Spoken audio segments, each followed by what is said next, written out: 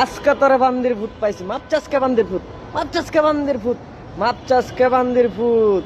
তখন আমার আসলে মাথা কাজ করতেছিল না।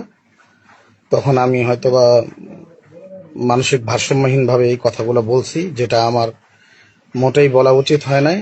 তোর মাথা ঠিক আছিল না? তুই কি পানের লগে জর্দা বেশি খাইয়া লাইছিলি বান্দির ভূত? হ্যাঁ, সিগারেট খাইলে কস নেশা বান্দির ভূত।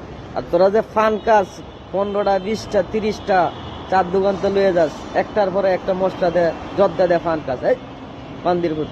এই জর্দা খাইলে তো এমনি মাথা ঘুরাই যেতে হয় বান্দির ভূত।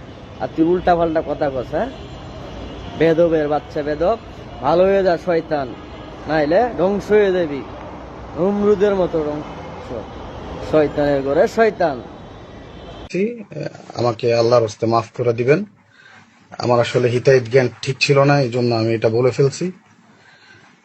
আমাকে একটা স্বাভাবিক জীবন যাপন করার মতো একটা পরিস্থিতি। এই নাটকির ফুট, মাপ চাওয়ার লাগে তোর জামাতের আমির দাড়ি ভাল্লা লয়ে বয়ে রয়েছে বান্দির ফুট। মাপ চাইলে ওর কাছে যা বান্দির ফুট। তারেক রহমানের কাছে মাপ চাস খেয়া, উনি কি দাড়ি ভাল্লা লয়ে বয়ে রয়েছে মাপ দেওয়ার লাগা?